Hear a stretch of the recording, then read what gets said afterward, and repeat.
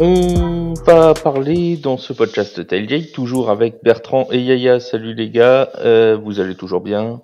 Tout va bien? Tou- Toujours la forme. On a fait une conférence NFC qui était vraiment des plus chouettes. Et puis là, on attaque l'AFC en espérant avoir aussi de quoi dire et Oh redire. oui, avec la draft, il y a toujours de quoi dire. On est toujours donc dans ce podcast Tailgate spécial sur une review de la draft 2023 qui s'est tenue à Kansas City ce week-end. Et on va parler justement de l'AFC maintenant. L'AFC qui va donc elle aussi reprendre, hein, comme toutes les saisons, en septembre. Et on va commencer avec l'AFC Est. L'AFC Est forcément, puisque c'est l'une des divisions qui fait le plus parler dans la ligue, et pour cause. Aaron Rodgers a débarqué en AFC Est. Il a débarqué dans une division qui n'est pas facile, puisque on aura quand même, on le rappelle, les Bills, les Dolphins. On va parler rapidement donc de cette draft en AFC Est, en commençant évidemment par les Jets de New York qui eux ont cristallisé l'attention de la NFL depuis quelques temps. Ils sont allés chercher avec leur choix numéro 15 un pass rusher, Will McDonald 4. Ils ont aussi pris un centre, ils ont pris un tackle offensif, ils ont pris Israel Abanikanda, le running back de Pittsburgh. Bref, une draft assez complète. La question, Bertrand, c'est est-ce qu'Aaron Rodgers va être suffisamment bien encadré pour pouvoir réussir une belle saison? Euh, Alors, c'est un vaste... Parce que là, on est sur l'esprit de la draft. Donc, en fait, ce qu'il faut voir, c'est que pour moi, c'est une bonne draft intelligente, voilà, pour pouvoir avancer et tout du moins faire en sorte de mettre dans les meilleures conditions possibles Aaron Rodgers. Voilà, je vais pas là-dessus. Maintenant, le gros souci des Jets, même si Aaron Rodgers peut montrer toute la meilleure volonté du monde, les sourires et les déclarations, je ne suis pas là que pour un an et je suis là pour dans la durée. Il n'en reste pas moins que c'est l'incertitude d'un bonhomme qui peut dégoupiller, moi je vais dire le mot, peut dégoupiller complètement avec la presse new-yorkaise, parce que la presse new-yorkaise, c'est pas la presse du Wisconsin. Je veux pas être méchant avec lui. Ça, c'est une première chose. Et deuxièmement, sur réellement ses envies à 39 ans. Donc, globalement, moi, je m'inquiéterais plus de ça. Après, si on écarte le côté Aaron Rodgers, et imaginons qu'on ait un tout autre quarterback, je vais dire que par rapport à ce qu'il y avait déjà en place à l'heure actuelle et ce qu'ils ont rajouté, pour moi, les Jets ont fait une bonne draft qui leur permet de mettre des apports à des postes intéressants et je dirais en soi nécessaires. Peut-être que justement, Abanikanda, le running back, est un élément qui vient se rajouter en plus avec Brice Hall et Carter qui étaient déjà en place. Mais déjà, sinon, c'est une bonne draft en soi. Pour toi, Yaya, la draft des Jets, ça te semble cohérente? Oui, oui, on sait que c'est une équipe qui, depuis quelques saisons, draft plutôt bien. Ils ont récupéré 2 très bons rookies l'année dernière, voire plus. Maintenant, euh, est-ce qu'ils vont fitter avec le jeu? Je parle surtout pour les offensifs, avec Aaron Rodgers. Là, c'est une vraie question. Je pense qu'ils ont dû y penser. Pour ce qui est de la défense, Robert Saleh est quand même un très très très bon coach, notamment sur tout ce qui est défensif. C'est lui qui a monté la défense des 49ers, qui est pour moi une des meilleures. Après, sur les Jets, j'ai toujours le côté fan des Giants, donc forcément j'ai une tendance à être un petit peu taquin, voire plus. Mais non, ça a l'air correct. On va voir ce qui va se passer. Mais après, j'ai peur que pour des petits jeunes, il y ait beaucoup de distractions. Globalement, je veux juste rajouter une chose quand même. C'est par rapport à l'équipe quand même qui est en place, parce que je vais pas tout citer, mais on commence à avoir quand même une équipe qui a sacrément de la gueule, on va dire le mot tel qu'il est, avec une ligne offensive qui est bien en place et un coach qui était un coach défensif et qui a apporté aussi certaines pièces pour, je pense à CJ Mosley, DJ Reed, enfin voilà, plus ce qu'il y avait déjà en place. Donc globalement, je veux dire, si on enlève l'incertitude d'Aaron Rodgers, ça commence à être une équipe qui cause fortement. En fait, le seul problème des Jets, c'est qu'ils sont dans la FC Est. Voilà. Ah, complètement. Complètement. Et c'est de pire en pire. Pour moi, c'est de pire en pire. T'as 2 avions de chasse et t'as une équipe qui, où t'as un coach qui peut te faire qu'un sorcier. Donc, moi, c'est ça qui me fait peur du côté des Jets. On parlait d'attaque, on parlait d'Aaron Rodgers. Il y a une autre équipe qui a décidé de renforcer encore son attaque, c'est les Bills de Buffalo, qui sont allés chercher avec leur premier choix Dalton Kincaid, qui était considéré comme probablement le meilleur tight end de cette promotion 2023. Ils l'ont vraiment voulu, Dalton Kincaid, parce qu'ils sont allés faire un trade-up pour aller le chercher. Il va donc jouer aux côtés de Dawson Knox. On connaît le talent de Dawson Knox, ce qui risque d'ouvrir un peu le cahier de jeu des Bills, de leur offrir d'autres possibilités. Comment tu la juges, toi, Bertrand, cette draft des Bills, plutôt intéressante? Intelligente aussi, pas avec beaucoup de choix, donc évidemment, ils sont limités, mais ils ont aussi le projet de gagner le titre également, hein, donc ils ont déjà un effectif rompu et complet. Ils ont rajouté comment on appelle ça, un receveur qui justement est assez grand, donc en plus, Justin Shorter, donc globalement, lui aussi, c'est pour avoir une cible supplémentaire. Non, je dirais que c'est une draft typiquement d'un contender au titre. Hein. On rajoute des pièces, on rajoute même un élément qui va, en complément d'un autre, peut effrayer des défenses. C'est toujours pareil, les Bills, en fait, ils sont dans le chemin des Chiefs chaque année, et tant qu'ils n'auront pas passé ce sentiment non pas d'infériorité, mais en tout cas de réussir à passer enfin les Chiefs, ce sera toujours le problème. Alors après, est-ce que ce sera pas un problème de coaching avec Sean McDermott? Ça, c'est un autre débat, mais bon, sinon, en soi, la draft est bien amenée. Je crois que tu mets le doigt là où ça fait mal. Mais... Tant qu'on met que le doigt là où ça fait mal, hein, après... C'est déjà une bonne chose. Non, mais dans le sens où... Ça va très mal finir, cette AFC, je sais pas pourquoi. Pour moi, j'ai peur qu'ils aient laissé passer leur chance il y a 2 ans, quand Kansas City était prenable. Maintenant,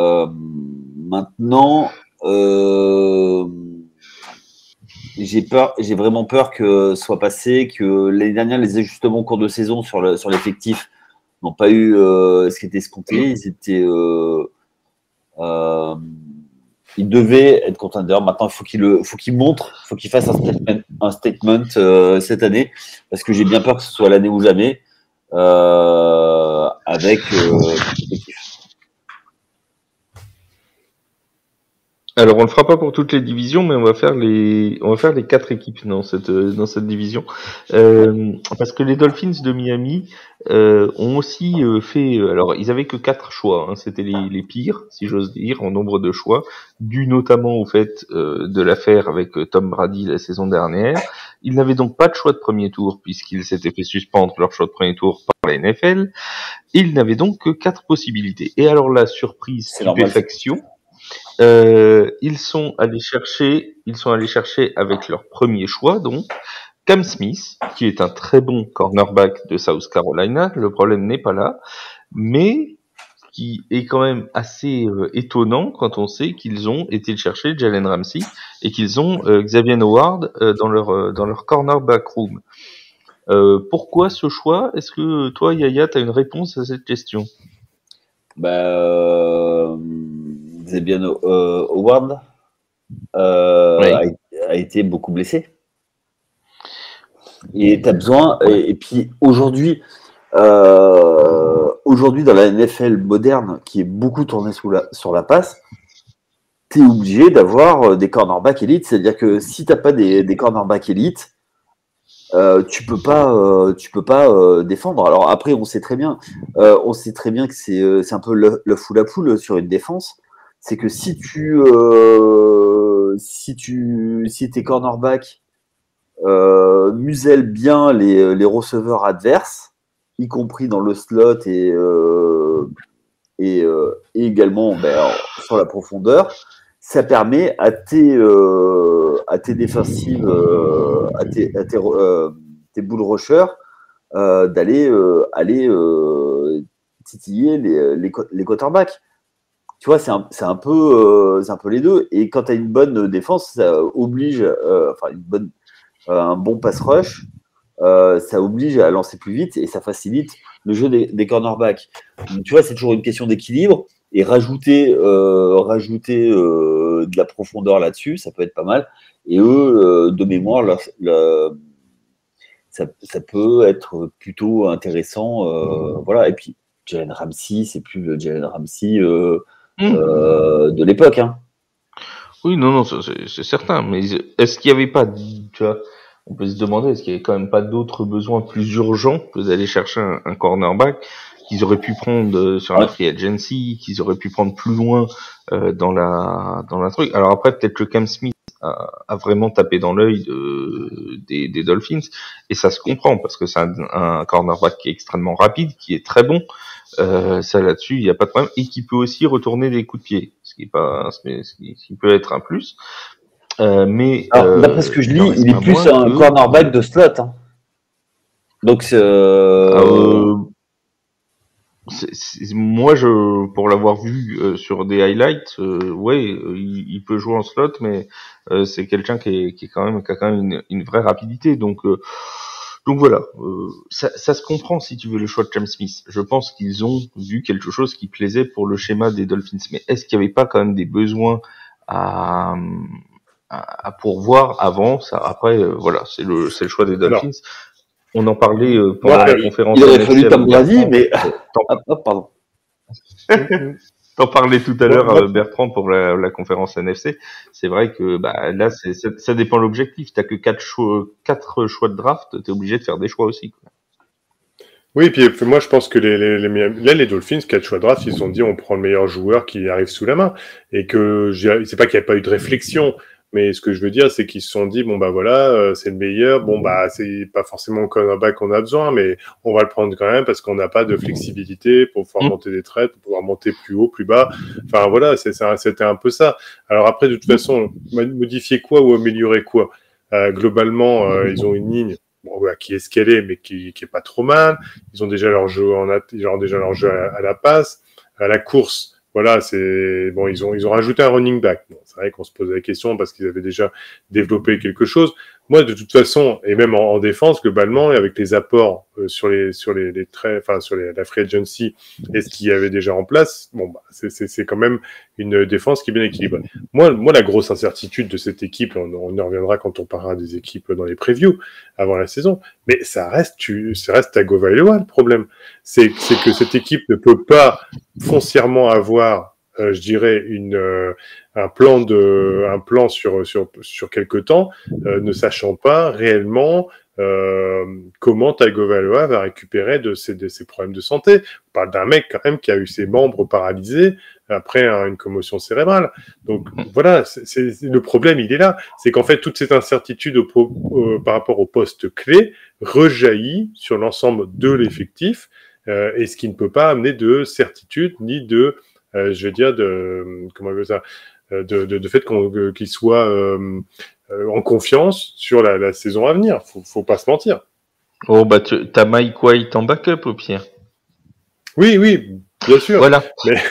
Mais quand t'entends parler que Tom Brady, aurait pu, etc., et que non, il aurait pas. Oui, mais ce que je veux dire, c'est que le genre de rumeurs qui sont balancées, de toute façon, c'est jamais bon quand même par rapport à un effectif.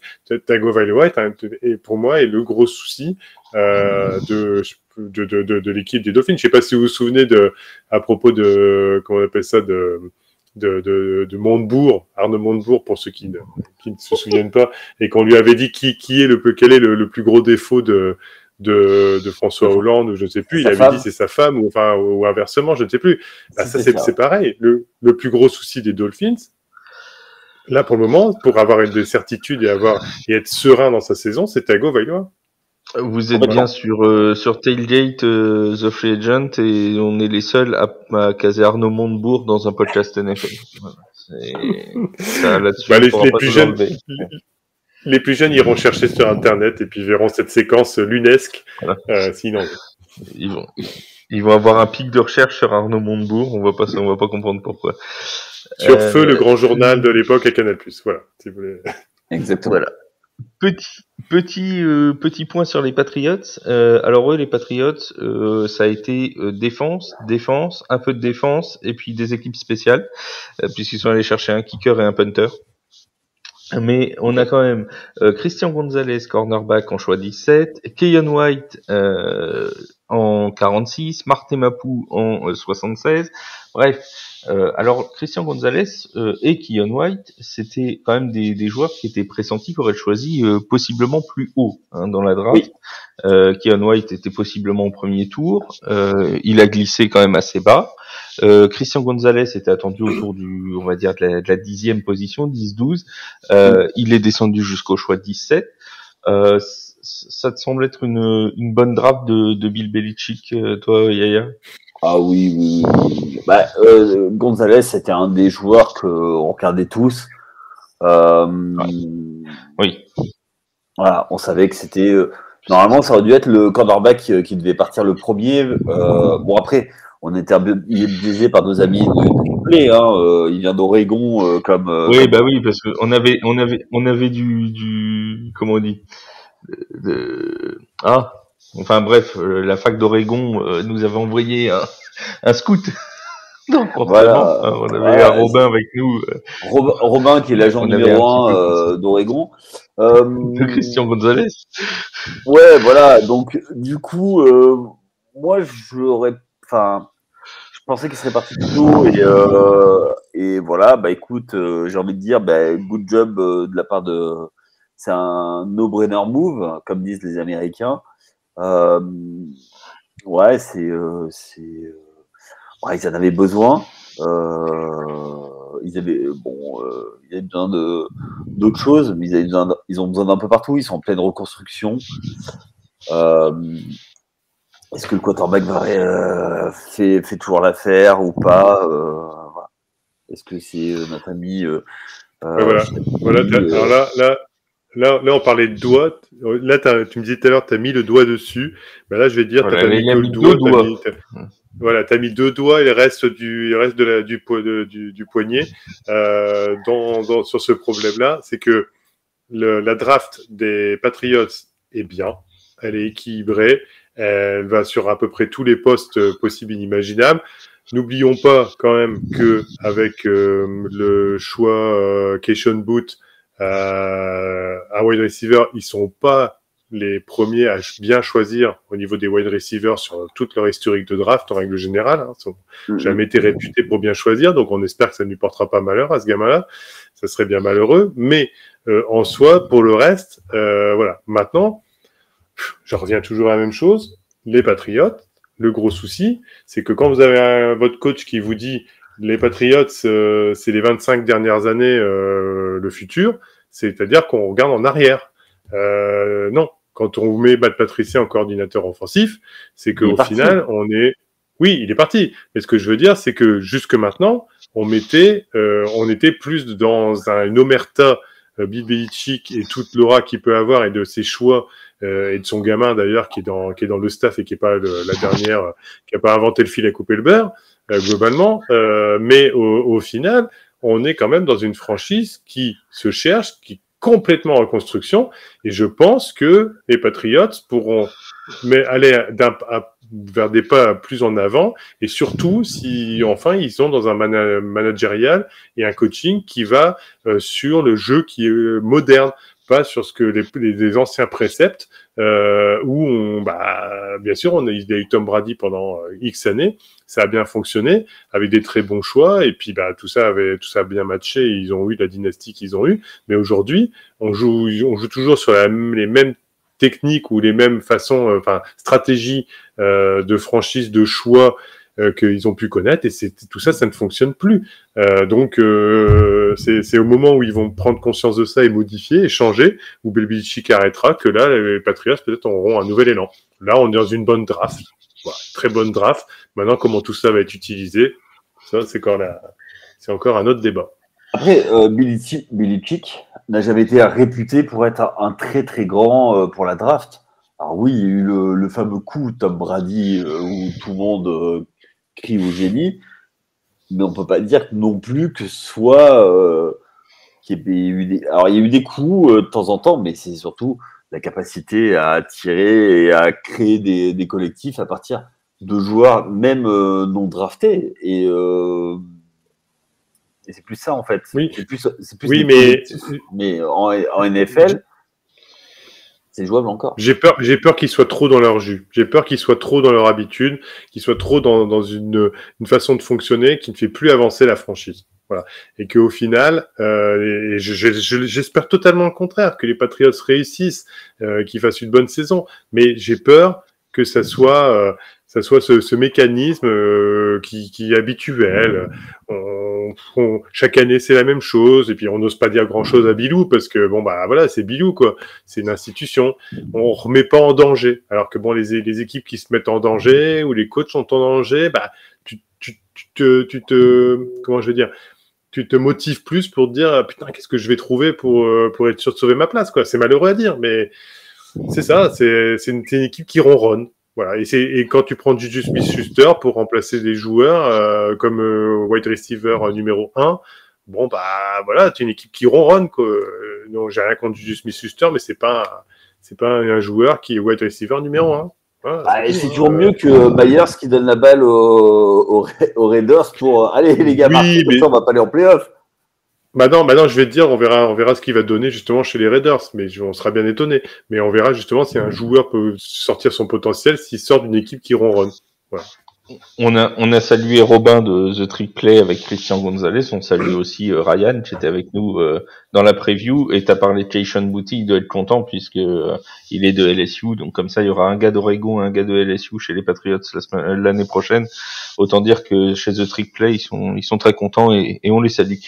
On passe à l'AFC quoi? L'AFC Sud. Tiens, l'AFC Sud, parce que je sais que c'est une division qui tient particulièrement à cœur à Yaya, qui adore cette division ô combien relevée. Et justement, ça va être le moment de l'unpopular opinion. Est-ce que cette AFC Sud n'est pas devenue la division de la hype avec Trevor Lawrence en quarterback chez les Jaguars? On va avoir maintenant potentiellement Will Levis chez les Titans dans un an ou deux. On va avoir CJ Stroud chez les Texans et Anthony Richardson chez les Colts. Bref, que des jeunes quarterbacks pour une division qui va devenir explosive, Yaya. Oui, oh oui. J'ai envie de dire que y a une fenêtre de tir ouverte et qui va peut-être pas durer très longtemps pour les Jaguars. Donc maintenant, messieurs les Jaguars, c'est le moment de taper votre sprint. Parce que ça court vite un Jaguar. Hein. C'est ça. Alors on avait parlé dans l'émission avant draft. Richardson, ce sera un bon quarterback, mais il a besoin d'expérience, donc il a besoin d'un grand frère. Donc à voir ce que ça va donner. Il n'est pas prêt. Levis, merci monsieur dame. Tout le monde, voilà, c'est une hype. Alors j'espère pour lui. Et après, on a les Texans qui eux ont fait du sérieux. Ils ont monté un trade-up pour être sûr d'avoir ce qu'ils voulaient. De toute façon, en poste de quarterback, que ce soit Young ou Stroud, c'était pareil. Donc pour moi, ils ont été sur la draft, ils ont été très sérieux. Et eux, par contre, je pense que, alors eux, ils ont appuyé sur le bouton rebuild il y a quelques années quand ils ont transféré DeAndre Hopkins. Après, ils ont laissé partir notre ami J.J. Watt. Bah voilà quoi, donc eux c'est parti et c'est un processus où on met du jeune, on met du plan de jeu, il y a un nouveau coach, enfin, tout quoi, donc allez c'est parti. Will Anderson qui va pour l'avis de nos amis du triplé, c'est le joueur avec qui tu peux reconstruire une défense. Ben go alors, hein. C'est maintenant ou jamais. Bah oui, ils ont potentiellement, Bertrand, les Texans choisi leur leader d'attaque pour les années futures et leur leader de défense pour les années futures. Bref, des bases pour construire un avenir un peu plus radieux du côté des Texans.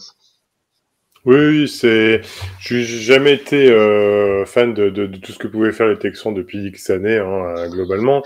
Mais là, on sent que, enfin, moi, j'espère que Demeco Ryans montrera justement toutes ses aptitudes, tout ce qu'il a pu faire avec également les 49ers, et surtout ce que l'on voit, enfin, ce qu'il rejette également lors de ses interviews ou de sa façon d'aborder les choses et comment il va tourner son équipe. De toute façon, c'est une draft qui est en tout point très très belle, avec des bons choix, avec un but de lancer cette franchise correctement dans l'avenir.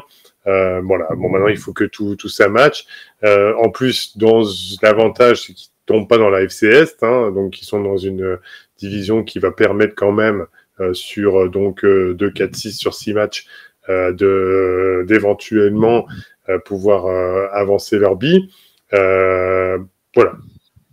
C'est un bon pas vers l'avenir. Maintenant, j'espère que ça va l'être, que ça va pas être en fait des belles promesses et puis qu'au final cette équipe retombera encore de nouveau dans les problèmes. J'espère pour eux qu'ils vont enfin lancer leur avenir avec tout ça. Un petit mot quand même sur Will Levis. Alors ça peut être Yaya, ça peut être Bertrand, c'est comme vous voulez. Alors Will Levis, il a quand même vécu une soirée particulière pour ceux qui n'ont pas regardé la draft en direct. Il était invité dans la green room, hein, donc là où quelques joueurs seulement sont invités pour le premier tour, et le pauvre a eu les caméras braquées sur lui pendant toute la soirée sans qu'il ne soit appelé au premier tour, ce qui était quand même une petite surprise, même si on redonne crédit à nos amis de The Trick Play qui nous avaient dit Will Levis c'est plutôt un deuxième, troisième tour qu'un premier. Ils nous avaient prévenu. Il faut le reconnaître. Toujours est-il que Will Levis a été du coup choisi au deuxième tour par les Titans du Tennessee. Est-ce que Yaya, c'est pas finalement une bonne chose pour lui parce qu'il va avoir un an derrière Ryan Tannehill qui est encore en contrat que pour une seule saison avec les Titans, donc il aura au moins un an derrière Tannehill pour apprendre, et il a une pression quelque part qui est enlevée puisqu'il n'a pas été choisi en premier tour de draft. On sait que dès qu'un quarterback est choisi en premier tour, généralement ça lui donne quand même cette pression supplémentaire. Là, il ne l'aura pas. Est-ce que finalement c'est pas une bonne chose pour lui d'avoir été sélectionné à ce moment-là? Oui, mais c'est compliqué c'est compliqué parce que il y avait vraiment de grosses lacunes. Et il a un bras super, tout ça, mais en termes de lecture, mais justement, peut-être que l'année derrière Ryan Tannehill va lui servir à gommer certaines de ces lacunes-là pour ensuite prendre la place. Alors, d'après ce qu'a dit Mike Vrabel, si j'ai tout suivi, on a donc pour l'instant, hein, au moment où la off-season démarre, on a Ryan Tannehill en 1, Malik Willis en 2, et Will Levis n'est que quarterback numéro 3 pour l'instant. Bah voilà. Oui, c'est ça. C'est ça. Voilà. Vous auriez mis Levis devant Willis? Mais il nous a rien montré. De toute façon, oui, Malik Willis n'a. Là, ça a perdu toute la. Hein? Je disais, Levis nous a rien montré, mais Willis non plus. Hein. Oui. Non, mais est-ce que Malik Willis en soi a perdu toute la confiance de la franchise? Faut pas se mentir. Pour aller chercher Will Levis, c'est un peu le signal qui est lancé. Donc l'idée, c'est Ryan Tannehill, Will Levis, on le laisse on le laisse apprendre et puis après on le balancera à un moment donné. Moi, au-delà de ça, je vais être clair, je trouve que les Titans ont fait une draft en choisissant des joueurs bons, c'est pas la question, mais on voit pas du tout l'orientation qu'a voulu prendre cette franchise. Enfin, moi, à un moment donné, je veux bien tout ce qu'on veut. Hein. C'était que principalement une équipe avec une seule idée de jeu d'Eric Henry à la course non-stop. On peut le dire. Hein, après, quelques passes, un coup de temps en temps, mais enfin, l'idée c'était un peu ça. Et ils vont nous chercher sur tous leurs choix de draft, de la ligne offensive, le quarterback, un running back, un tight end, encore un tackle offensif et un wide receiver dans les dernières positions. Bon, c'est à l'image du jeu de l'équipe, tous ces choix-là. Moi, je veux bien, mais à un moment donné, quand on veut tout changer, parce que c'était un peu le but quand on s'est séparé de beaucoup de monde, c'était quand même le but de la franchise. On va pas se mentir, hein, c'est un peu ce qui est ressorti de tout ça, et qu'on parlait même de faire un trade pour Derrick Henry. C'est toujours d'actualité. Hein. Oui, et c'est toujours d'actualité. Pourquoi alors replonger dans ce méandre dans lequel on va de nouveau replonger? Alors, est-ce que c'est Vrabel qui, d'une certaine façon, veut continuer? Parce que là, au niveau des wide receivers, on n'a pas de diversité. En tout cas, on n'a pas amélioré les choses pour l'année prochaine. Hein. Ça, c'est sûr et certain. Et moi, je suis désolé, mais Will Levis, je pense que ça sent le bust à plein nez, cet enfant-là. Je suis navré de le dire. Et j'espère pas pour lui. Mais je le sens gros comme une maison. Ça me fait penser à celui qui a été choisi, qui a des problèmes d'alcool chez les Browns. Manziel. Ouais, Manziel. Oui, mais Manziel ne mangeait pas des bananes avec la peau. Il mettait pas de mayonnaise dans son café. Dans son café. Oui, mais voilà. Non, mais c'est tout ça. C'est tout ce qu'il y a autour. C'est déjà le regard qu'on a sur Will Levis pendant sa draft où toutes les caméras ont été tournées sur lui. Il a intérêt à être fort mentalement parce que c'est pas son paternel qui a mis la main aux fesses à sa copine, mais on n'en était pas loin au final à force d'avoir les caméras sur lui. Ça, c'est déjà un premier point. Il me faisait penser, tu sais, aux gens de l'Eurovision qui ont 0 point et qu'on n'arrête pas de filmer, tu sais. Oui, non, mais et puis alors après, je le sens, mais je suis navré de dire ça, mais je le sens pas du tout. Quand il a été enfin choisi, on a vu une vidéo. Alors, je veux dire, ce n'est qu'une vidéo, ce n'est qu'un instant T, mais on voit le gars, soulagé. Oui, soulagé, mais en même temps, il y a eu un petit pas de danse bizarre, devant sa porte d'entrée. Enfin voilà, je sais pas, moi la draft des Titans, je la sens pas du tout, et c'est une franchise que je ne sens pas du tout. Alors, c'est sûr que les Texans, comme les Colts, c'est encore un autre débat parce que c'est encore une reconstruction, il va falloir voir ce que ça donne, mais ça peut bien tourner. Mais les Jaguars et les Texans, ils ont pas trop de soucis à faire, hein, parce que quand on voit comment ça va tourner chez les Titans, c'est pas gagné. Hein. Je suis pas forcément d'accord avec toi. Je suis pas. Excuse-moi, Flav. C'est ma faute. Vas-y. J'ai le crash fort longtemps, désolé. Non, mais je mange ta transition. Je pense que d'avoir pris cet offensive tackle Skoransky, tu peux pas passer à côté. C'est le meilleur. Ah non, ils ont pris le meilleur offensive tackle. Ça, c'est clair. Voilà, c'était le meilleur joueur disponible et ça fit avec l'ADN de cette équipe. C'était effectivement, tu dis Derrick Henry, mais c'est l'ADN de cette équipe. Et oui, mais il voulait changer. Il voulait en changer l'ADN. C'est quand même le message qui était passé. Ils ont dégagé Jeffrey Simmons, ils ont dégagé encore un autre. Voilà, ils ont fait le ménage pour pouvoir changer l'ADN d'équipe. Et on repart sur le même principe. Ouais, mais dans ce cas-là, tu changes tout, tu changes y compris, tu changes de coach. Le problème, c'est que Vrabel, il a fait passer un niveau à cette équipe, mais pas le niveau pour pouvoir être top, tu vois ce que je veux dire? Alors, c'est pas Jeffrey Simmons, je rectifie parce que pour nos auditeurs, quand même, c'est la moindre des choses, c'est pas Jeffrey Simmons, c'était Lou Ward, je crois, Tyler Lou Ward qu'ils ont viré. Voilà, enfin bon, peu importe, excuse-moi. déjà, en fait, quand tu as un quarterback comme Ryan Tannehill, qui pour moi est un. On tape beaucoup sur lui. Moi, je trouve que c'est pas mauvais parce que quand il est parti de Miami, bah, ça a été. Ils ont mis du temps à retrouver un autre quarterback. Quand il prend la place de titulaire, c'est là où effectivement il step up. Les Titans step up. Donc pour moi, en fait, si tu veux, c'est du. C'est, tu vois, au-dessus de la ligne de flottaison, mais il ne faut pas s'attendre à des miracles. Alors après, ça, c'est ce que j'expliquais ça dans un podcast NBA, qu'il y a des coachs, ils sont très bons pour te faire passer d'équipe mauvaise à équipe playoffable, de faire un tour, d'aller en playoff et te faire sortir. Et au bout d'un moment, ils plafonnent, ils ont plafond de verre. Est-ce que là, le plafond de verre, et notamment en termes de construction, il n'arrive pas? Oui, mais de toute façon, mais si, on y est. Et c'est un peu le souci. Moi, c'est le double discours du fait de on se sépare de beaucoup de monde, on veut avoir une autre vision à long terme, et sachant qu'ils ont la division pour le faire. C'est pas comme s'ils étaient dans une division à 3 monstres où ils vont jamais s'en sortir. Ils ont la possibilité dans une division où ils peuvent se développer, pas sur les 2 premières années, mais s'ils orientent bien leur choix, oui. Ils peuvent sortir encore de la division, là. Juste avec Derrick Henry qui fait les 17 matchs à fond, ils sortent. Ouais, mais ils ont aucun jeu. Ils n'ont aucun jeu à la passe. Aucun jeu à la passe.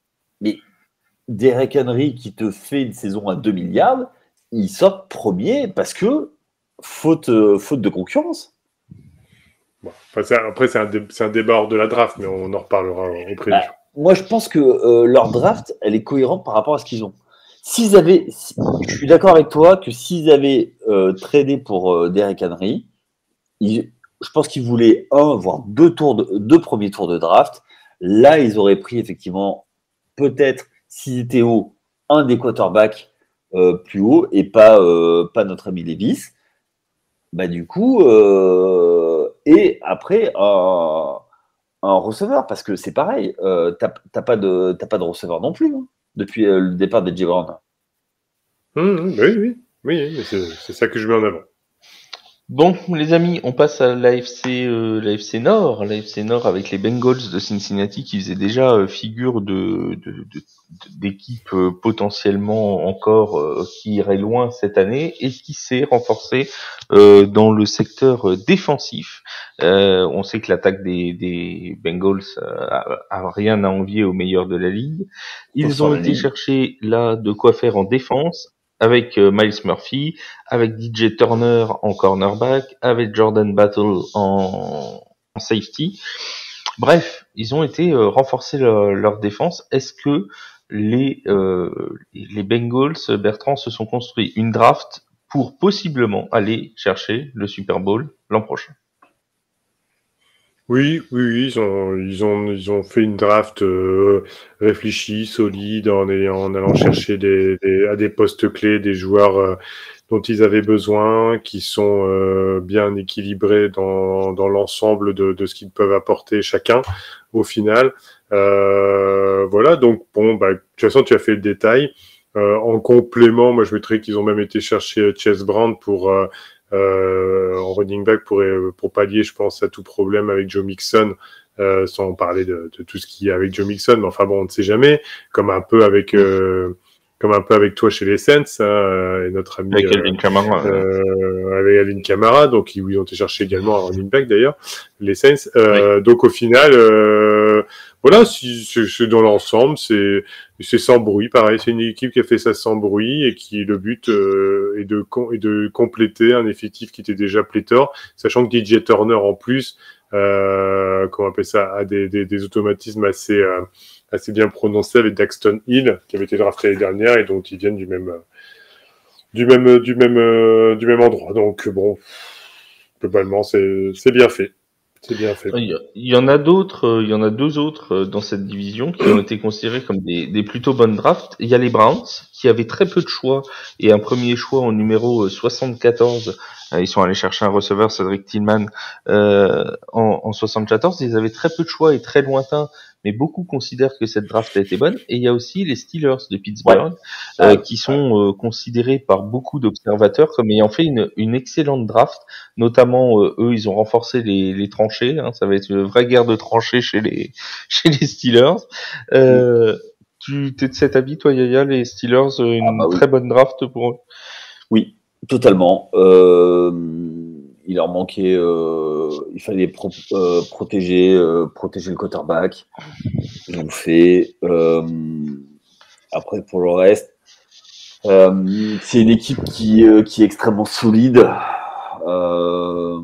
rugueuse, l'image de la ville de Pittsburgh, qui est le poumon industriel, qui est voilà, ils savent faire. Voilà, Ah bah eux, c'est dans leur ADN, pour le coup. Là, ils ont été chercher de quoi servir leur ADN.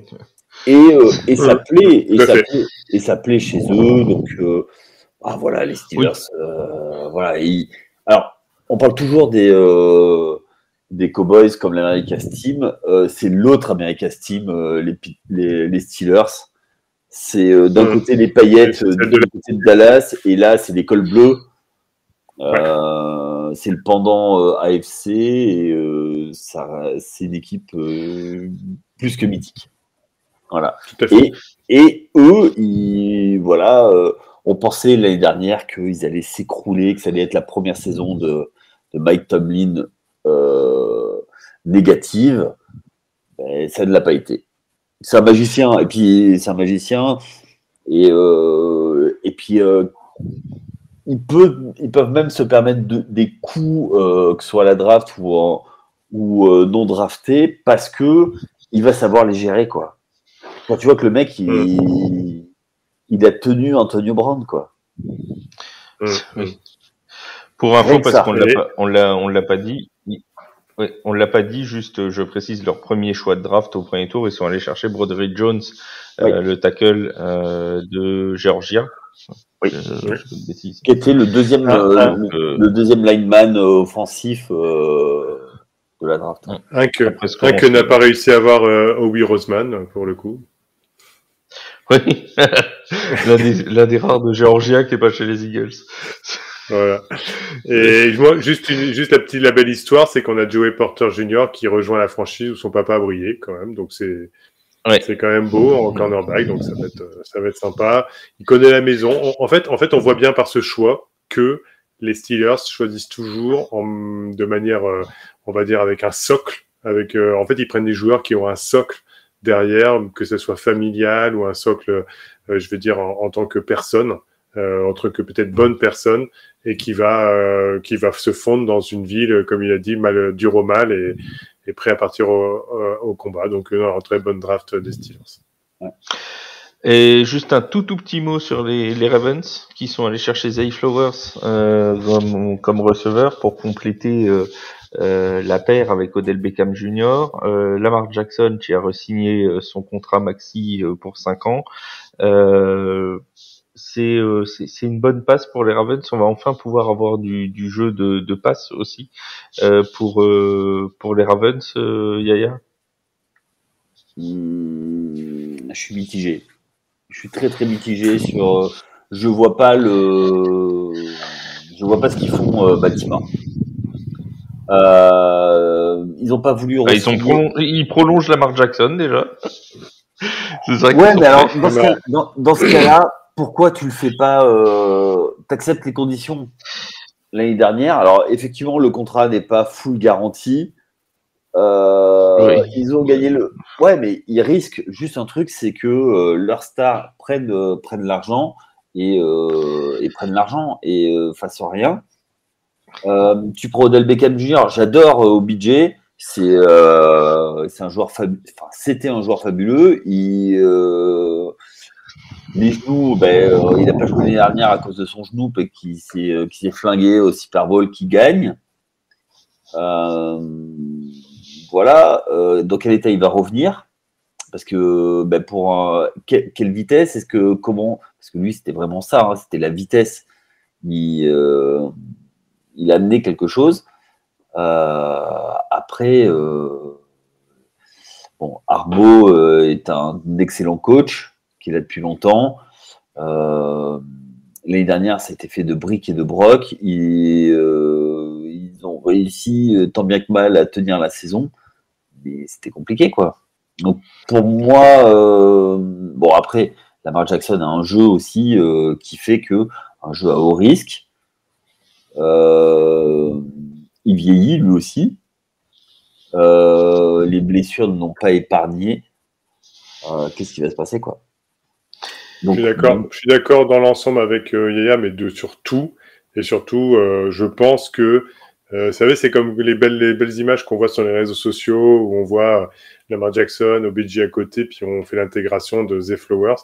Et on pense que l'image reflète déjà ce que ça va donner sur le terrain. Non. Non, j'ai malheureux à dire, mais il va falloir un temps et d'adaptation et d'entraînement.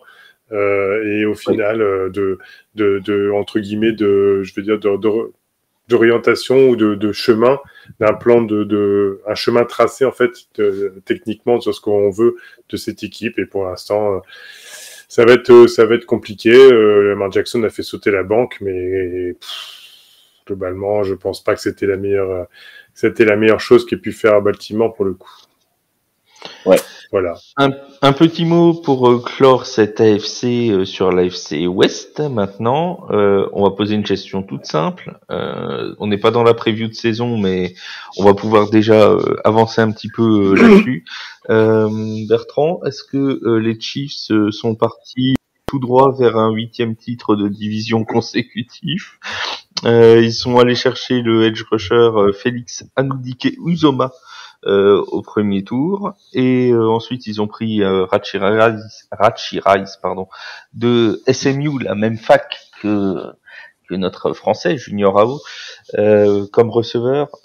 Ça semble être encore une bonne draft pour les Chiefs qui n'avaient pas beaucoup de besoins mais qui réussissent encore à améliorer leur effectif. Oui, de toute façon, c'est comme d'habitude, hein, c'est géré par Andy Reid et son staff. Ça part pas en vrille, on fait les choses comme il faut. Ils arrivent même ils ont une bonne connexion avec nous, les Giants, d'ailleurs. Ils viennent chercher nos joueurs à nous pour les relancer, en règle générale. C'est dommage qu'ils réussissent pas aussi bien à New York. Kadarius Toney, moi je suis bien content qu'il soit parti là-bas. Il a gagné sa bague, ok, super. Mais non, mais ce que je veux dire, c'est qu'on est à Kansas City et les tentations sont moins grandes et Andy Reid, comme tu disais pour d'autres coachs, ils savent, comme pour Mike Tomlin avec J. Brown, ils savent tenir certains joueurs. Oui, il sait les tenir et globalement, il se concentre beaucoup plus sur le jeu. Et de toute façon, on est dans des équipes où l'aura de la franchise prend le pas sur l'individualité du joueur en général. On voit bien que Tyreek Hill est parti à Miami, alors sûrement pour des questions contractuelles et de pognon aussi, puisque c'est bien qu'en Floride, ils ont taxé 50% en moins. Mais en soi, Tyreek Hill, il l'avait dit dans une interview, il a dit moi je vais là parce que les joueurs veulent s'affirmer aussi en tant que personne, ils ont des égos. Et que quand on est dans des franchises comme les Chiefs, quand on est dans des franchises comme les Patriots ou autres, la franchise prend le pas sur le joueur en lui-même. Donc au final, je vais dire que c'est une draft qui est à l'image des Chiefs et qui va combler certains manques d'une machine de guerre bien rodée, et tant que Patrick Mahomes, Travis Kelce et consorts resteront en bonne forme, globalement, ça sera compliqué de tenir tête, de toute façon. Alors dans cette AFC West, je veux quand même entendre Yaya parce qu'il nous a dit hors antenne qu'il y avait des choses à dire sur les Raiders. Alors on va l'écouter, en parler quand même. Les Raiders de Las Vegas, donc qui si, tu as dit ça. Les Raiders de Las Vegas qui ont été chercher Tyree Wilson, le edge rusher, pour aller aux côtés de Max Crosby pour chasser Patrick Mahomes pendant 2 matchs de division, et qui ont pris Michael Mayer pour remplacer Darren Waller qui est parti derrière qui est parti dans une obscure franchise à l'intersaison. qu'as-tu à dire sur cette draft, mon cher Yaya? Non, mais j'ai rien à dire de méchant sur eux. C'est juste que c'est toujours le même constat. C'est qu'on sait pas vers où ça va. Bah, quelle est la direction? Alors, tu vas prendre des free agents, tu vas faire des trades, et puis bah là, tu prends Tyree Wilson. Bon, ben. Est-ce que c'est sur lui que tu vas pouvoir reconstruire toute une équipe? Est-ce que ça va être la face de ta défense? Je sais pas. Tu penses que ça aurait été mieux qu'ils prennent Christian Gonzalez? Parce qu'il était pressenti dans beaucoup de mock draft pour aller chez Riders, c'est pour ça que je demande. Oui, moi je pense que ils ont besoin de partout. Après, moi je trouve, enfin, ouais, depuis le retour à Auckland, enfin même depuis le départ d'Auckland la première fois. Quand ils sont allés à Los Angeles, depuis, je trouve que c'est illisible, les Raiders. Ils vivent sur un passé. Moi, ça me désole parce que c'est vraiment, c'est vraiment une franchise, tu vois, que j'aime bien, mais l'instabilité, quoi. Aujourd'hui, on sait même pas, ils peuvent même pas virer les coachs. Parce que on sait pas s'ils peuvent le virer parce qu'il faut le payer. Donc, si tu veux, on en est là, quoi. Et de toute façon, ça reste une franchise qui a toujours été là globalement. On parlait des Cowboys tout à l'heure avec Jerry Jones, mais là c'est un peu le même principe. C'est-à-dire c'est beaucoup de matchs vus, on n'hésite pas à claquer, on n'hésite pas à mettre des 10 ans de contrat à Chucky là. Je sais plus, comment il s'appelait déjà le coach? Vous m'excuserez, mais Gannon, oui, Gruden. Oui, John Gruden. Donc au final, on n'hésitait pas à claquer là-dessus. Et puis bah là au-delà de ça, pour moi en soi, la draft elle est pas déconnante. Voilà, il y avait un gros souci en défense. Max Crosby était seul. On a comblé, on a mis un defensive end, un defensive tackle, cornerback. Voilà. Bon après, faudra voir plus ou moins les apports de chacun et vraiment la qualité de chaque joueur. Mais ce que je veux dire, c'est pas déconnant. Mais de toute façon, le plus gros problème, c'est Josh McDaniel. Voilà, on a fait venir un gars qui reste sur un coach qui dit je veux imposer ma façon de voir les choses à la franchise. Ça marchera sous mon système, c'est pas un autre système qui fonctionnera. Alors il fait venir Jimmy Garoppolo, qu'il a connu aux Patriots. Il a fait venir Jacoby Myers, qui était connu aux Patriots, qui est passé par les Patriots. Et puis on ramène des pièces des Patriots et on veut faire du Patriots à la sauce Raiders. Voilà, c'est là le problème. C'est tout. Ce n'est que ça. Et donc heureusement qu'il améliore quand même la défense parce qu'il manquerait plus que ça au final. Mais le souci, il est là. Il n'est pas autre part. Ça t'a étonné, Bertrand, qu'ils aillent pas chercher un quarterback plus haut dans la draft? Ils sont allés chercher Aidan O'Connell au 4e, 5e tour, enfin plus assez loin dans la draft. Ils ont pris Jimmy Garoppolo. Voilà. Est-ce qu'ils auraient dû ou pu aller chercher Will Levis, par exemple, en 7e choix? Oui, mais voilà, c'est là que toute la différence de technique, enfin, tout du moins de stratégie, parce que c'est des entreprises, hein, ces franchises-là, hein, on va dire la stratégie d'entreprise est différente d'une franchise à une autre. Comme tu dis, là, il y avait Jimmy Garoppolo, celui qui était derrière lui, c'était Brian Hoyer. Bon, voilà, globalement, il a été chercher un quarterback, mais il a été malin. Il a été chercher un quarterback pour dire à Jimmy, bon, je te mets quelqu'un dans les pattes, mais t'inquiète pas. Pompon, il est pas prêt avant quelques années. Hein. C'est pas lui qui va te faire de l'ombre. Parce que il fait ramener Garoppolo, qui est un ancien de la maison Patriote, ils vont se comprendre. Mais est-ce que c'est ça qu'il faut pour la franchise des Raiders? Et est-ce que ce sont ce que les fans veulent de leur franchise? J'en suis pas certain globalement. Alors on verra, hein, comme toujours. on n'a pas la science infuse, et peut-être que ce que l'on dit, ça sera mis, on pourra ressortir le magnéto en disant, attendez, vous étiez complètement à côté de vos pompes.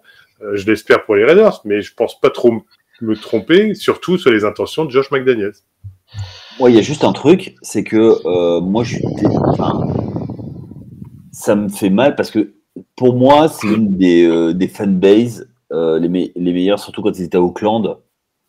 Il n'y avait pas une équipe qui fitait plus avec la ville quand ils étaient à Auckland. Tu vois, un peu comme les Steelers. Tu vois, les Steelers, c'est l'esprit col bleu, machin. Mais eux, c'était vraiment ça, quoi. C'était le côté Raiders, quoi, tu vois. On les un peu frappadingue, quoi, un peu frappé de la tête. Un peu frappadingue. Le Black Hole, c'était quelque chose, quoi. Ouais, tout ça, ça a perdu un peu de ses traditions et de son aura, tout ça. Ouais, et partir. Enfin, moi, je suis pas partisan des déménagements. Ça fait partie du truc. J'ai un peu de mal avec ça. Mais je trouve que voilà, la fanbase qui est il n'y a pas 50 000 franchises qui ont un gros aura au-delà de l'État, on va dire. Mais eux, c'est le cas. Et on aimerait que ce soit vraiment une franchise qui soit en haut, quoi. Et pour ça, va falloir passer par autre chose que Josh McDaniels, hélas. Voilà. Ouais, mais si c'est un étage. Pardon, excuse-moi. Oui, vas-y. Non, je disais, si tu passes par lui pour construire, mais visiblement, c'est pas le cas. Donc, voilà. On clôt avec le top flop, comme pour la NFC. L'équipe qui, pour vous, en AFC, a fait la meilleure draft de cette année 2023, Bertrand? Donc en AFC, hein, tout court, hein, globalement. Oui, en AFC, oui, c'est bien là qu'on est. Oui, non, mais c'est parce que je suis en tentant, parce que tu me prends de court d'un coup comme ça. Tu sais. Allez, moi je me lance. Vas-y, si tu as les éléments. Ouais. Allez, pour moi, c'est les Steelers. Oui, ça s'entend, effectivement. Allez, va pour... J'ai du Pittsburgh, je vous en remets un peu. Ouais, moi, je vais dire je vais pas être original, les Texans, parce que bon, bah voilà, c'est dans une reconstruction, et Demeco Ryans a bien managé les choses pour faire quelque chose de complet. L'équipe qui a fait la draft la plus moche en AFC, mon cher Yaya.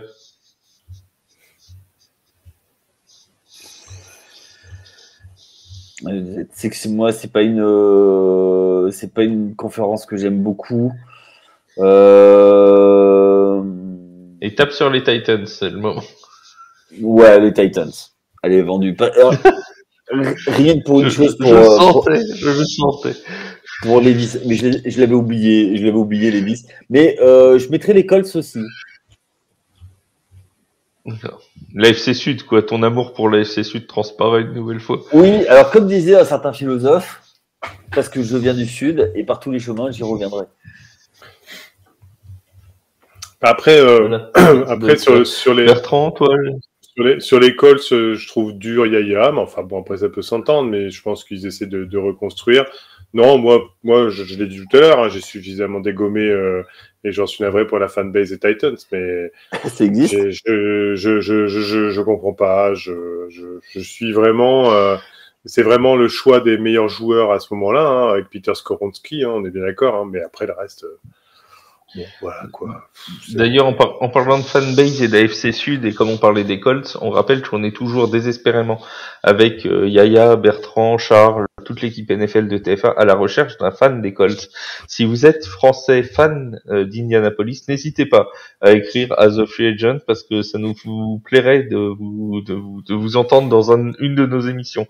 Donc l'appel est lancé. Vous envoyez un message privé sur Twitter, sur Instagram, sur Facebook. Vous êtes fan des Colts, on se moquera pas de vous. Des fans des Colts.